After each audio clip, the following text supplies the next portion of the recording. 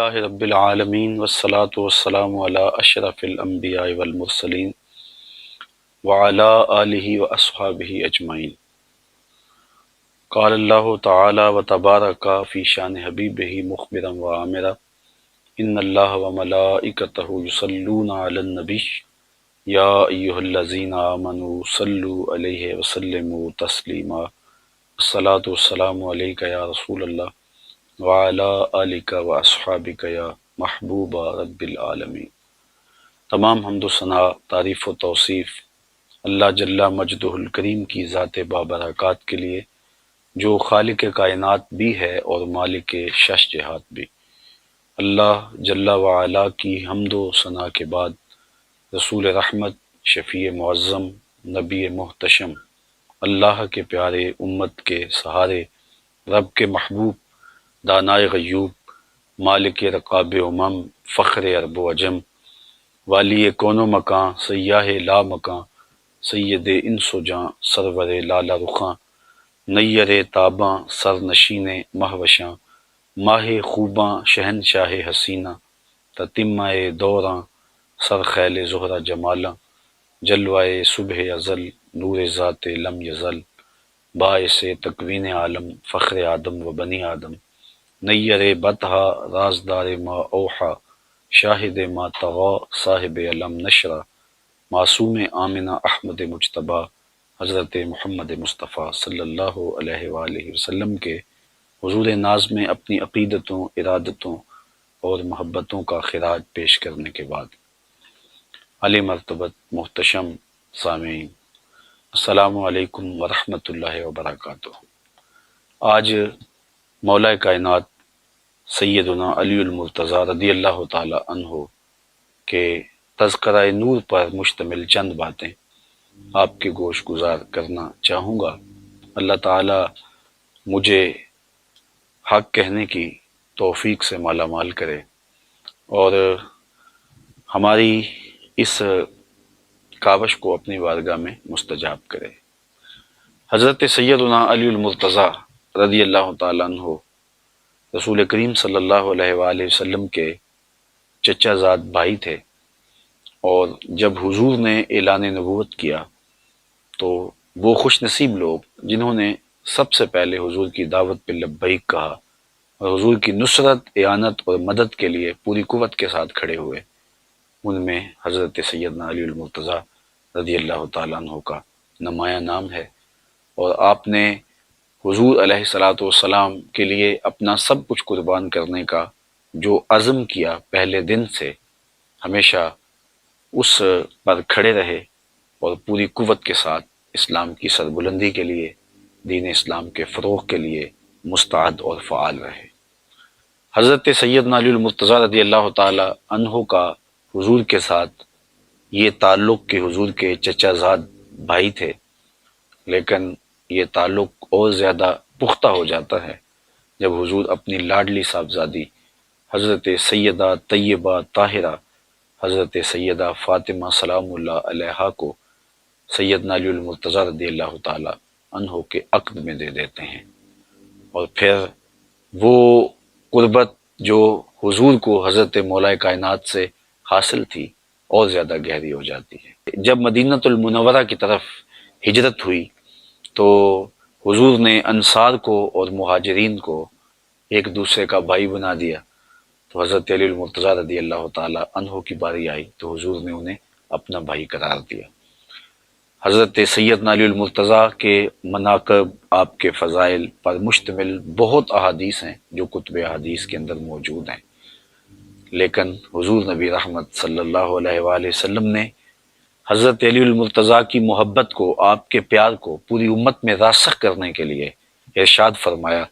حضرت زید بن ارقم رضی اللہ تعالی عنہ سے مروی ہے، اور تھوڑے الفاظ کے فرق کے ساتھ یہ روایت دیگر اصحاب رسول سے بھی مروی ہے۔ تقریباً 30 اصحاب اس روایت کی شہادت دیتے ہیں کہ حضور علیہ الصلوۃ والسلام نے ارشاد فرمایا، من کنت مولا ہو فعلی مولا ہو، جس کا میں مولا ہوں اس کا علی مولا ہے۔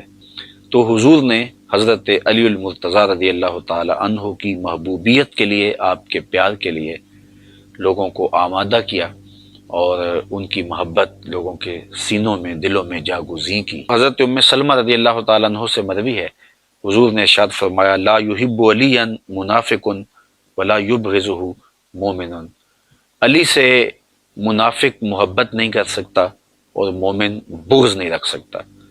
حضرت علی المرتضیٰ خود ارشاد فرماتے ہیں کہ اگر میں کسی مومن کی ناک پہ تلوار بھی مار دوں تو اس کے باوجود بھی وہ میرے ساتھ بغض نہیں رکھ سکتا، اور اگر کسی منافق کو میں خزانے بھی دے دوں تو وہ میرے ساتھ محبت نہیں رکھ سکتا۔ تو حضرت علی المرتضیٰ رضی اللہ تعالی عنہ کی محبت یقیناً ایمان کی علامت ہے اور آپ کا بغض نفاق کی علامت ہے۔ اس لیے اہل ایمان حضرت مولا کائنات سیدنا علی المرتضیٰ رضی اللہ تعالیٰ عنہ سے ہمیشہ محبت کرتے آئے ہیں، اور کیوں نہ ان سے محبت کی جائے کہ جن کی محبت رسول اللہ کی محبت ہے، جن کی محبت دین کی محبت ہے، جن کی محبت اللہ اور اس کے رسول کی محبت قرار دی گئی ہے۔ حضرت سیدنا علی المرتضیٰ رضی اللہ تعالی عنہ کو حضور نے ہر مومن کا ولی قرار دیا۔ حضرت عمران بن حسین رضی اللہ تعالیٰ عنہ سے مروی روایت میں آتا ہے، حضور نے ارشاد فرمایا کہ ان علی منی وانا منہ وہو ولی کل مومن، کہ بے شک علی مجھ سے ہے اور میں علی سے ہوں اور وہ ہر مومن کا ولی ہے۔ حضرت سیدنا علی المرتضیٰ رضی اللہ تعالی عنہ کو معیار حق ٹھہرایا، اور حضرت علی المرتضیٰ کے حوالے سے قیامت تک آنے والے جو فتنے تھے ان کا ذکر بھی کرتے ہوئے حضور نے فرمایا، خود حضرت مولا کائنات اس حدیث کے راوی ہیں، فرماتے ہیں ایک دن حضور نے مجھے دیکھا اور فرمایا کہ تیری مثال حضرت عیسیٰ کی ہے۔ حضرت عیسیٰ کے معاملے میں آ کے دو طرح کے لوگ برباد ہو گئے، کچھ لوگوں نے ان کے ساتھ بغض رکھا حتیٰ کہ ان کی ماں پہ تہمت لگائی، وہ بھی برباد ہو گئے، اور کچھ لوگوں نے ایسی محبت کی کہ ان کے بارے میں وہ کہہ دیا جو وہ نہیں تھے، انہیں ابن اللہ کہہ دیا، اللہ کا بیٹا کہہ دیا، تو وہ لوگ بھی برباد ہوئے۔ حضرت علی المرتضیٰ رضی اللہ تعالیٰ عنہ فرماتے ہیں میرے بارے حضور نے ارشاد فرمایا کہ تیرے معاملے میں آ کے بھی دو لوگ برباد ہوں گے، ایک محبت کر کے برباد ہوں گے، ایک بغض رکھ کے برباد ہوں گے۔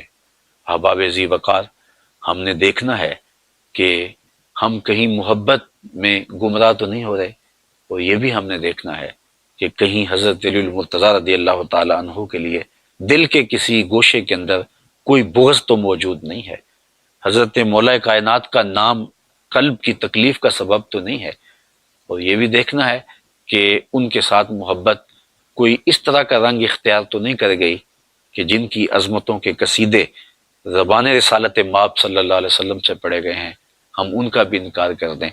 تو حضرت سیدنا علی المرتضیٰ کی ذات کو معیار ٹھہرایا گیا۔ حضرت سیدنا علی المرتضیٰ رضی اللہ تعالیٰ عنہ کے حوالے سے حضور علیہ السلام کا روشن فرمان، انا دار الحکمت وعلی بابھا، میں حکمت کا گھر ہوں اور علی اس کا دروازہ ہے، اور یہ بھی ارشاد فرمایا انا مدینۃ العلم وعلی بابھا، میں علم کا شہر ہوں اور علی اس کا دروازہ ہے۔ تو حضرت سیدنا علی المرتضیٰ حکمت کے دروازے ہیں، اور حکمت کے وہ موتی جو آپ کے دامن میں ہیں۔ آئیے تھوڑے وقت کے لیے کچھ موتی ہم بھی چنتے ہیں۔ حضرت سیدنا علی المرتضیٰ رضی اللہ تعالیٰ عنہ فرماتے ہیں افضل الزہد اخفاء الزہد، بہترین زہد وہ ہے جس میں زہد کو مخفی رکھا گیا ہو۔ انسان اپنی عبادتیں، اپنی زندگی کے اعمال صالحہ جتنا مخفی رکھے گا اس قدر ہی اس کو اللہ کی رحمت نصیب ہوں گی، اور یہ اخفاء ہی اس کے زہد کا حسن ہے، اور یہی اس کے زہد کا جمال ہے۔ تو حضرت مولا کائنات نے افضل زہد اس زہد کو قرار دیا جس میں زہد کا اخفاء ہو۔ اور ایک دوسرے قول میں آپ ارشاد فرماتے ہیں اشرف الغناء ترک المنع، بہترین غنا یہ ہے کہ آرزوؤں کو ترک کر دیا جائے۔ آرزویں ترک نہیں ہوں گی، تمنائیں ختم نہیں ہوں گی، تو پھر انسان کھرب پتی ہونے کے باوجود بھی کنگال رہے گا۔ ہر وقت، ہر لمحہ، ہر لہجہ اس کی ہرس اسے بے چین اور مضطرب رکھے گی۔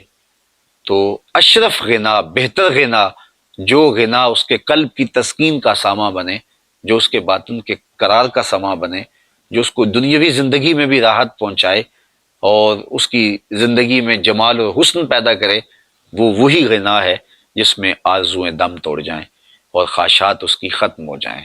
تیری آرزو ہے کہ ہو میری آرزو پوری، میری آرزو ہے کہ تیری آرزو بدل جائے۔ تو اشرف الغنا ترک المنا، آپ نے ایک دوسرے مقام پہ ارشاد فرمایا، عزم الخالق اندہ کا یصغر المخلوق فی عینک۔ اللہ تعالیٰ جل شانہ کی عظمت جب اجاگر ہو جاتی ہے اور تیرے دل اور دماغ میں اس کی عظمت کا احساس پیدا ہوتا ہے تو پھر مخلوق تجھے بڑی دکھائی نہیں دیتی، پھر کائنات کی حقیقت تیرے سامنے کھل جاتی ہے۔ جب مالک کی عظمت اجاگر ہو جائے تو پھر کائنات تیرے سامنے بڑی نہیں رہے گی، وہ چھوٹی ہو جائے گی۔ فرمایا اگر کوئی لونڈی اپنے ہاتھ میں خنزیر کی انتڑیاں لے کے آئے تو ان انتڑیوں کی جو اہمیت ہے میری نظر کے اندر دنیا کی اتنی بھی اہمیت نہیں ہے۔ تو یہ وہ سبق ہے توحید کا اور اللہ تعالیٰ جل شانہ کی عظمت کے اقرار کا کہ جو بندے کو دنیا سے بے نیاز کر دیتا ہے اور مالک کی عظمت کے سائے میں کھڑا کر کے اس کی نگاہوں میں دنیا کو چھوٹا کر دیتا ہے۔ حضرت علی المرتضیٰ رضی اللہ تعالیٰ عنہ کا یہ قول بھی سننے کے قابل ہے۔ فرمایا لا غنا کل عقل ولا فقر کل جہل ولا میراث کل ادب ولا ظہیر کل مشاورہ۔ کتنی خوبصورت باتیں ارشاد کی اور کتنے قیمتی موتی ہیں جو عطا کیے۔ فرمایا لا غنا کل عقل، عقل جیسی مالداری نہیں ہے۔ جو مالداری، جو دولت، جو ثروت عقل کی صورت میں اللہ تعالیٰ جل شانہ نے عطا کی ہے، وہ کوئی اور دولت اس کی جگہ نہیں لے سکتی ہے۔ بلکہ ایک مقام پہ فرمایا کہ ہم اللہ کی تقسیم پہ راضی ہیں، اس نے جاہلوں کو مال دیا اور ہمیں علم عطا فرمایا۔ تو اللہ تعالیٰ جل شانہ نے عقل کی صورت کے اندر جو غنا نصیب کیا ہے کسی شخص کو تو وہ بڑی دولت ہے۔ فرماتے ہیں کہ اس جیسا غنا کوئی نہیں۔ پھر فرمایا ولا فقر کل جہل، اور جہالت جیسی محتاجی، فقیری اور غریبی نہیں ہے۔ جو جاہل ہے تو اصل میں فقیر اور محتاج ضرورت مند وہ ہے جس کے پاس چراغ علم نہیں اور جہالت کے ڈیرے جس کے ہاں ہیں۔ پھر ارشاد کیا ولا میراث کل ادب، اور ادب جیسی کوئی وراثت نہیں ہے۔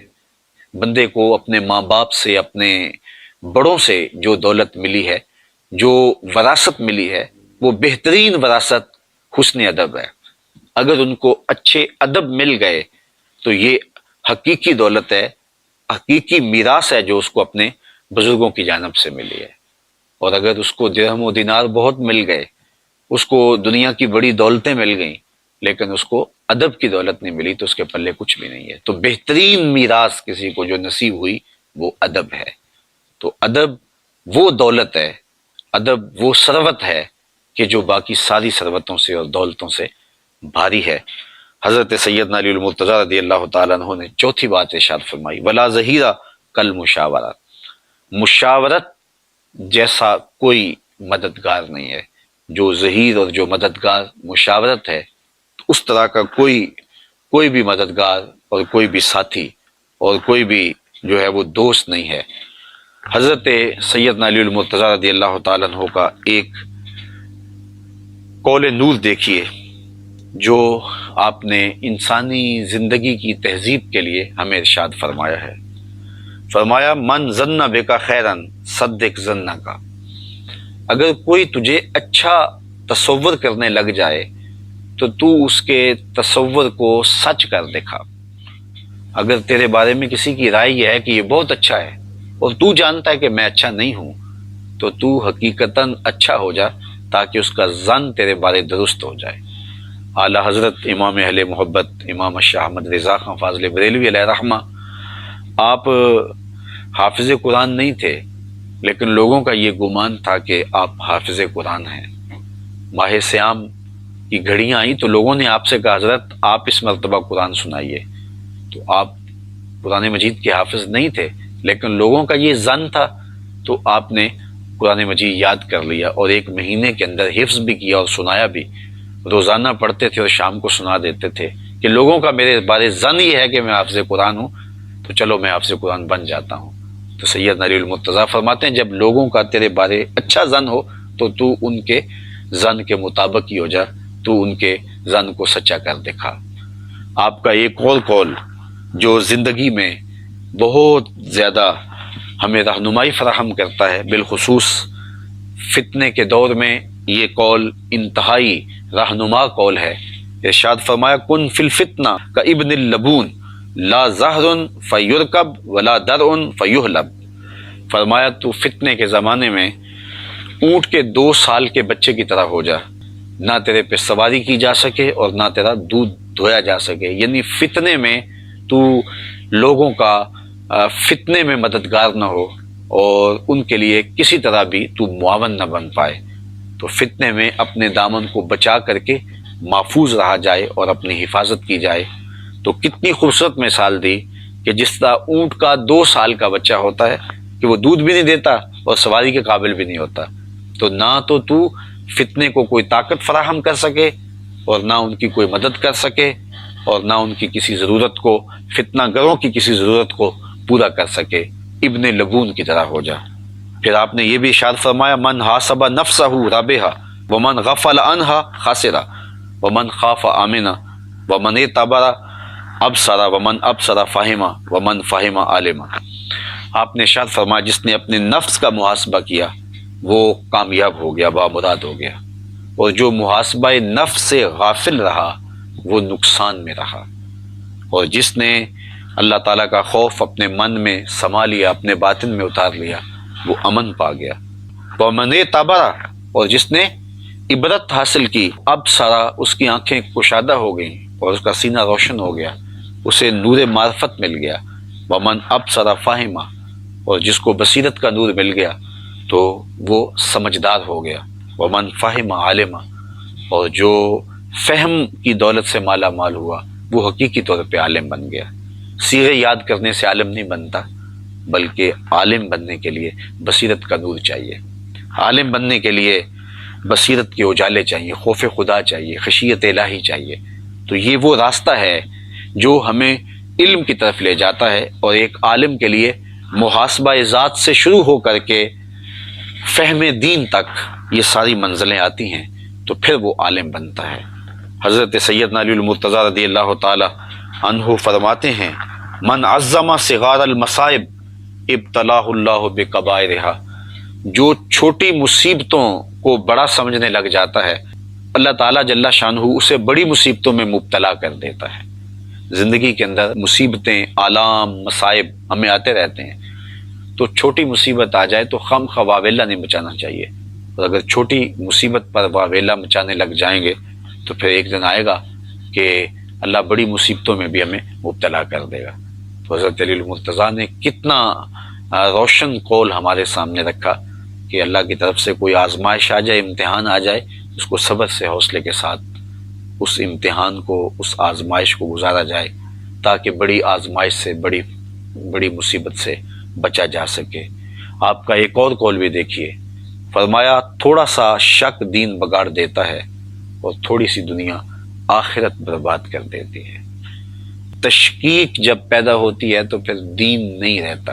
علامہ اقبال علیہ رحمہ نے بھی کہا تھا کہ غلامی سے بدتر ہے بے یقینی، تو بے یقینی جب روحوں میں، دلوں میں اترنے لگے تو پھر دین نہیں بچتا، دین باقی نہیں رہتا، اور تھوڑی سی دنیا داری آخرت برباد کر دیتی ہے۔ یہاں دنیا داری سے مراد خدا سے غافل ہونا ہے۔ چیز دنیا از خدا غافل بودن، علامہ رومی کہتے ہیں خدا سے غفلت کا نام دنیا ہے۔ سونے چاندی، کاروبار، یہ زندگی کے امور دنیا نہیں ہے۔ جب غافل ہوں گے تو وہ چاہے ہم ممبر پہ بیٹھے ہوں گے یا کعبے کا طواف کر رہے ہوں گے تو وہ دنیا داری ہوگی۔ تو ہم اپنے آپ کو غفلت سے بچائیں اور تھوڑی سی دنیا داری سے بھی اپنے آپ کو محفوظ رکھیں تاکہ آخرت کی بربادی نہ ہو۔ حضرت سیدنا علی المرتضیٰ رضی اللہ تعالیٰ عنہ کا ایک اور قول سنتے جائیے، فرماتے ہیں پرہیزگاری کے سوا حلم درست نہیں ہے اور طمع سے دین سلامت نہیں رہتا۔ جب پرہیزگاری موجود نہیں رہتی تو پھر طبیعتوں میں حلم پیدا نہیں ہوتا، اور جب کسی کی طبیعت میں طمع پیدا ہو جاتی ہے تو پھر دین سلامت نہیں رہتا۔ جب طمع پیدا ہو تو پھر دین کی حفاظت کون کرے گا؟ تو حضرت سیدنا علی المرتضیٰ رضی اللہ تعالیٰ عنہ کے یہ نور اقوال ہماری زندگی کے تیور اور دھارے بدل سکتے ہیں، اور ہمیں ایک اچھا اور صالح انسان بننے کے لیے یہ قول ہمارے لیے رہنما ہیں اور روشنی ہیں۔ حضرت علی المرتضیٰ رضی اللہ تعالیٰ عنہ چونکہ شہر حکمت کے دروازے ہیں، اس لیے ہمیں انہیں زندگی گزارنے کا کامل اور مکمل نصاب دیا ہے۔ اس نصاب زندگی سے زندگی کا حسن کشید کیا جا سکتا ہے اور زندگی کی بہتریاں تلاش کی جا سکتی ہیں۔ اللہ ان کے نقوش پاک کی برکتیں روحوں میں اتار دے۔ وآخر دعوانا الحمدللہ۔